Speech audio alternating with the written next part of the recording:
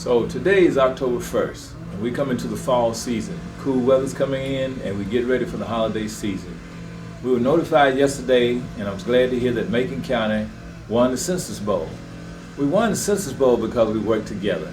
Dr. Jackie Brooks, Chairman Maxwell, Director Lee from Emergency Management, Mr. Sylvester McPherson at WUBZ, and tons of community people worked together to get the Census Bowl won for Macon County, so we could get the $65,000. Thanks to Dr. Elaine Harrington, who kept us on track as far as target toward the Census Bowl competition. What the significance of that is that we were able to win in Macon County, Tuskegee, because we worked together. And I think that's what we have to reflect as we go forward. In this community, tremendous things have been accomplished out of Tuskegee, Macon County throughout the years because people work together. We know each other. We may not all agree on everything at the same time, but for the good of the community, for the good of our citizens, for the good of our young people, we have to find a way to work together. And as we go forward into the future, we want to always keep that focus. Tuskegee is a good community. We heard it said on WSFA today as they brought the weather from Tuskegee and said what a beautiful place it was and how nice and calm and peaceful it is. We have to celebrate that and recognize the opportunities that we have here. Everything's not like we want it to be. We have some challenges and things that need to be finished and completed, but we've made some progress, and we need to celebrate that and be excited about that and come together and continue to do things together so that we can have some more wins and challenges like we did with the Census Bowl. I think that's one of the best examples I can look at because I saw many people out, as our group did, working the census, going from door to door, talking to people, encouraging them to get involved and get counted. That's the same way and the same spirit we need in our community throughout the year. And as we approach this holiday season, let's continue to work together. Let's think about our families. Let's be safe. Let's wear our masks. Let's have social distancing. And let's be respectful of each other. After all, this is the time of year where we remember each other, we give thanks, and we begin to celebrate. So at the end of this challenging time, at the end of this year, as we continue through COVID-19, let's continue to be safe. Let's celebrate each other. Let's celebrate Tuskegee and Macon County and all the good things we stand for here. Good morning. We're here at Tuskegee House of Meats, store established by Mr. Von Tarver, who does C&K Wings in the Yellow Store. We're excited that we have this development in our community. It's an example of one of the other new developments in the community in terms of business and economic development by local people. And that's what's critical as we have local people in our community working with others to develop their businesses. So we ask all to support them in their efforts here at the Tuskegee House of Meats and say congratulations to them on another successful business in our community. We have another example here of economic development in Washington Plaza in Tuskegee. We have 3 new businesses that have come into this area, actually 4. We first have the T-Mobile here, which is right behind me. It's Metro by T-Mobile. Down from there you have the A1 Beauty Supply, and then down on the end you have the new Mexican restaurant, Pueblo Mayo. So we're excited that we have these 3 new businesses in Washington Plaza along with City Gear, which took over for Hibbett Sporting Goods. City Gear is all the way down on the other end. As a matter of fact, I got a nice pair of shoes from City Gear about 2 weeks ago, and everybody's been complimenting me on it. So we are glad to see these new developments in our community that create taxes and give us more options for our citizens. As someone was just asking about the Mexican restaurant opening because they wanted a different venue for something to eat. So we're pleased to see that, and we're working with business owners to expand our business opportunities here and more options for our citizens as well. So thank you, Washington Plaza, for working with our businesses, and congratulations to the new businesses that have come to Washington Plaza that expand our economic development in Tuskegee. Highway 80 runs the length of our city from out by Booker T. Washington High School all the way to the fire department. When I came in office, the second year after I was in office, I met with the Alabama Department of Transportation, the regional offices in Union Springs. I met with them and told them things that we needed to address and wanted to address. And some of you may remember we had some very bad spots on Highway 80, especially up past Scipio on the other side of the road. There were dips and bad places. And I asked them could they come and fix those dips because people were hitting them at a fast rate of speed and it was throwing cars off and making it unsafe. Well, in talking with them, they reminded me, they said, Mayor, we're probably going to be paving most of Highway 80. We recognize it hadn't been paved. And I said, well, much as you can do would be appreciated. And so when we talked more and more, we found out that they were able to go ahead and get approved to pave the entire length of Highway 80 throughout Tuskegee. When you start out by Booker T. Washington at the city limits, come all the way downtown and go past the fire department, Highway 80 was paved my second year in office, which was about 2017. We are now working with them on Old Montgomery Road to tell them we want to pave Old Montgomery Road, or what we know as West Montgomery Road now, that goes from Chevron all the way through the campus, all the way to Burger King downtown. And so that's a process that you work with people on and put it on their calendar so they can schedule it, and then it comes about as they're able to schedule it in. So I'll be reaching out to our state representative for support. I'll reach out to our state senator. I'll go back to the Department of Transportation because, as you know, Old Montgomery Road, or as they call West Montgomery Road now, has really deteriorated and become in a condition that needs to be paved again. This is the new intersection that we worked on with Rebuild Alabama. When I went to Maryville, Alabama, met with Governor Ivey, the head of the Department of Transportation, Mr. Cooper, the Speaker of the House, Mac McCutcheon, the Mayor Pro Tem of the Senate, and major leaders from the state of Alabama to talk about this paving and money for new intersections as we have here in Tuskegee now to make it safer for turns. This money came out of Rebuild, Alabama. The county applied for it through A-Trip 2 money, but A-Trip 2 money was made available because we were able to meet with the governor and ask her to make sure that the cities were put in there to get their fair share. I went as a representative of the Alabama League of Municipalities. I was asked to go because I'm on the executive committee, and I went to represent not only the city of Tuskegee, but all the other cities so we could get our fair share. So we now see the additional turning lanes that we have out here on Highway 80 at Pleasant Springs Drive were put in as a result of negotiations that were done over 2 years ago. The county commission applied for the money, as someone showed. Yes, the county commission did apply for the money and conduct it, but it was made available after we were able to get the support for the Rebuild Alabama Act that provided the A-Trip money to allow us to be able to do these projects in different cities and counties. We met with the county engineer, J.D. Smith, and now we have new turn lanes here at Pleasant Springs Drive and Highway 80, which makes it safer for people leaving the high school, whether they're leaving from a football game or whether they're leaving from graduation. All the traffic is not bottlenecked because we have an extra turn lane, which makes it safer for everybody here at the caution light. We're going on to Webb Street. This is a street that's been prepared for paving. We had engineers in just this week from Krebs Engineering, from Goodwin Mills and K-Woods are going to assist us in getting Webb Street and a number of other streets paved that are in very bad shape and need paving. We can't just come in here and just pave it immediately because it's in such bad shape. The engineers have to decide how to take it up, smooth it out, and then repave it so we won't have these problems again where the streets tear up so bad. Example of Webb Street, you have Nancy Street like that, we have Cox Street or Chisholm Street on the other side of town. So we're working with all of these, and you can see how we're bouncing in the truck, and I'm in a truck because the streets are in such bad condition. These streets have been like this 20, 30 years. You can see the holes here. We fixed some potholes last week on Brothers Drive, but Brothers Drive is another one in Marable Subdivision that we will be paving soon. We have identified the money for the paving in our budget. We'll also be borrowing a large sum of money because we're in good shape financially now so that we can pave these streets, work on the streets, the parks, and Lake Tuskegee. And as you can see, we continue to bounce. So the workers did what they could do in terms of the pothole paving and patching. But right now we have to pave these streets because they're in such bad shape. So I know the citizens were anxious about this, and we thank them for waiting and being patient. But the engineers came, and as you can see, we're hitting these potholes. We'll be paving this street and some others in the very near future. This is one of the areas where we took down an abandoned house that was considered to be blight, and we identified about 4 on West Montgomery Road, or as we familiarly know as Old Montgomery Road. As many of you may remember, it was a white house that had just fallen in and collapsed with trees growing in it. It was right across from College Court, which had been redeveloped. So we wanted to make sure that this was a safer area and it was cleaned up. And the city partnered with the Utilities Board to take this down.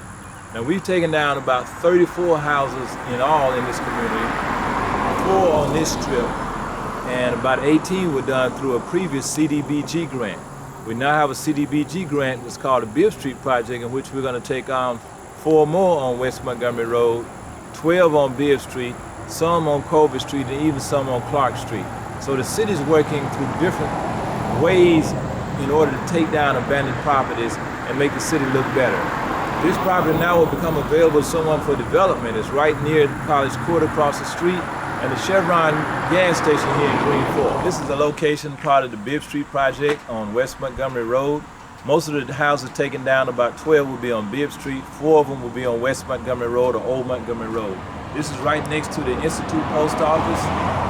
This building is in dilapidated condition, and we've worked with the owner. We're going to take it down at no expense to the owner through a grant, a CDBG grant, and clean it up so it'll be a nice site available for development. The owner can develop it, or he or she can sell it so someone else can develop it. That's progress being made in the city because of people working together. We work with the governor, we work with our staff, we work with the head of the DECA, and who has worked with us closely to make sure that we get what we need to carry out these projects. $450,000 from Bibb Street Project to carry this out. UBT is putting in money for water pipes on Bibb Street, and the city's putting in money to take down some of these houses. So we're excited that we're going to be making progress. This is one of those things in progress at this time. The pre-bid meeting was held on Tuesday. We had at least 7 contractors that were there. And someone told me it wasn't mandatory, so we may have as many as 10 or 15 that'll bid on this next week. This is an example of 3 of the houses that will be taken down on Bibb Street because of blight. This is an example of a burned out house. Fortunately, we're working with the Utilities Board to put in new water pipes so we have stronger water pressure, and along before we repave the street. So we put in new water pipes and take down about 12 houses. This is one, there's 2 more across the street, as you see, blighted, abandoned houses. These properties are developers to develop and put new houses up here. We've already had some people, some African Americans, fortunately from Montgomery, Detroit, who've expressed an interest in getting these lots to put houses here because this is extremely close to the campus, right next to the football field, right behind the football field. So it's a great location in a college community. And Bibb Street will be totally repaved with new water pipes, be a great location for anyone. We're taking these down and we're making progress toward making them available so they can be developed and made available to new homeowners or for student housing. This is an example of one of the houses in the community being remodeled by citizens. This particular individual is originally from Tuskegee. He's been living in Atlanta, has made his career there, and he's coming back to invest at home. He took this house that had been abandoned for numerous years, came in and has put in new windows, new doors, redone the interior, redid the yard. He's going to have a beautiful house that he redeveloped here. We have a number of people who are doing that in different locations here. This is one of the houses he's doing. He says he's going to be doing 4 houses, and this is one. He's cleared some property over on Green Street where the original chicken coop was over that way and pushed that down and cleaned that off to do some things. So we have some good development going on in our community as people not only from Tuskegee living in Atlanta or in Birmingham and other places coming back. We have alumni and parents from Detroit and Chicago who are also investing in our community. And what I'm particularly pleased about, a lot of that development is happening by African Americans. So we don't have to talk about flight in our community. We don't have to talk about people coming from the outside. These are our own folks who have a connection to Tuskegee, helping develop our community. This is University Terrace, an example of external investment into our community where they came and took the old Washington Chapel apartments and totally redid them and turned them into University Terrace with security there and where you have to go in and out of side of the gates to get in to keep it secure for the students. This is one major development. Now we have a new developer who's coming in to build some housing from the ground up that we'll show you soon. But these are people who came in after 20, 30 years of these apartments were here and hadn't been renovated, totally renovated these apartments. They have 6 additional acres, and they've expressed an interest in building more apartments from the ground up.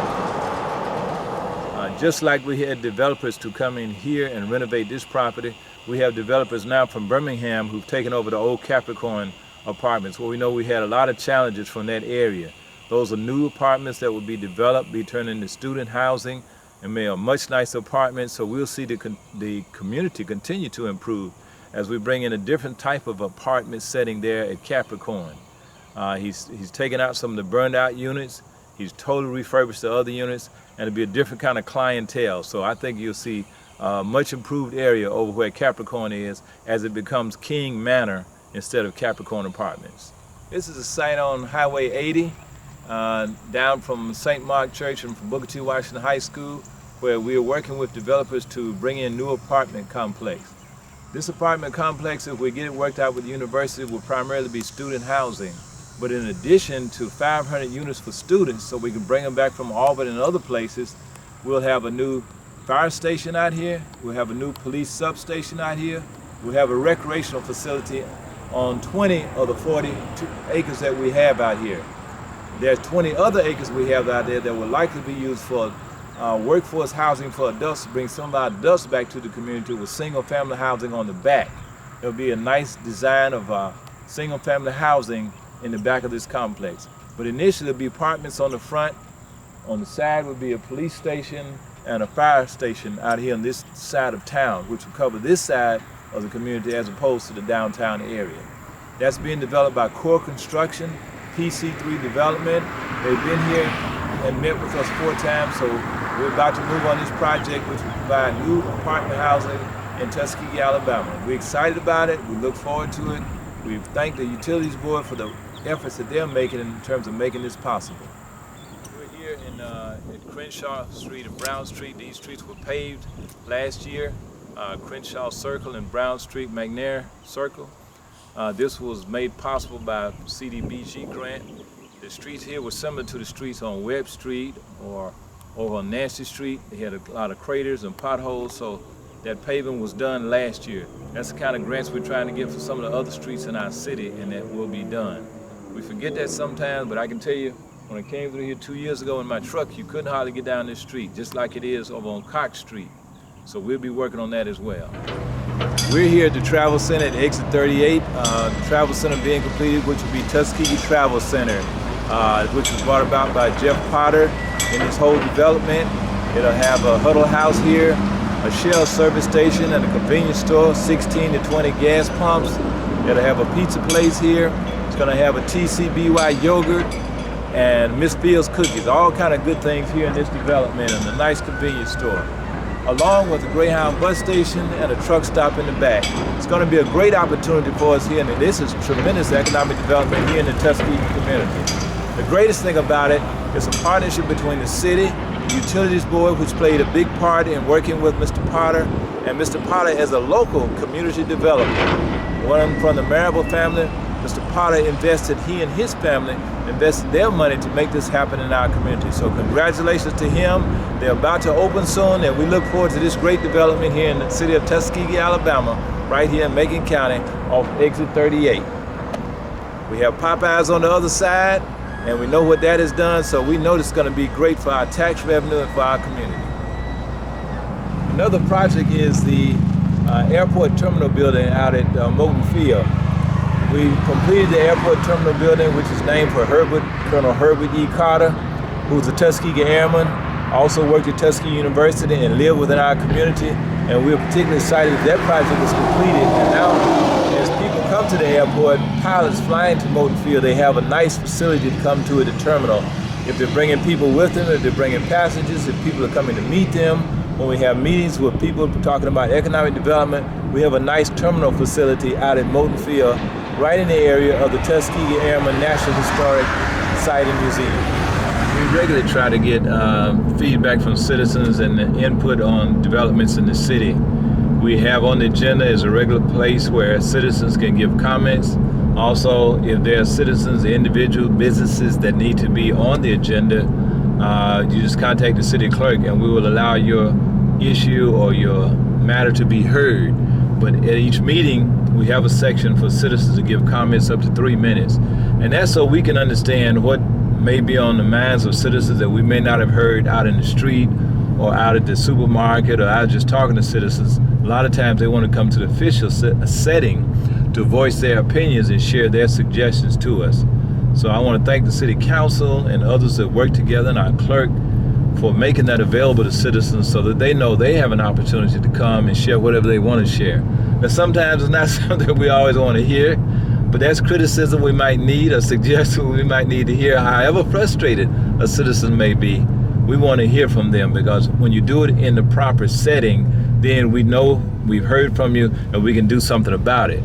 But if no one is coming to us or making us aware of something that needs to be addressed, then we miss that opportunity. So thank you to all the citizens who do come to the meetings or who call in or share their concerns with us or their suggestions and even their criticisms when we need to know something or know about something that needs to be addressed. We try to get that information so we then can do something about it and solve the citizens' situation, as well as make things better for us all here in the city of Tuskegee. As we close out, we want to remind you to go to the polls on this Tuesday, October 6th. We ask for your vote of support for Lawrence Tony Haygood for mayor. It's important that we continue the progress we've made. We haven't continued a mayor and administration in 20 years. That makes it difficult for city to move forward. As you look at some of the other cities around us, they continue and have continuity, which allows us to accomplish things.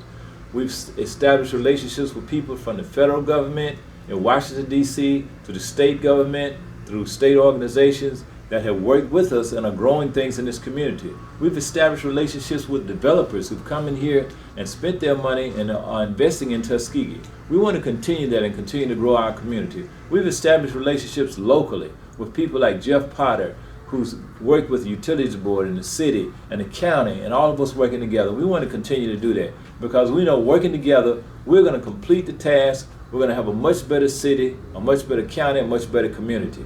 I need and we need your voter support to continue that. So on this Tuesday, please go to the polls, vote Lawrence Tony Haygood for mayor for continued progress. Hashtag 2020 progress, continued progress for Tuskegee's future. Thank you.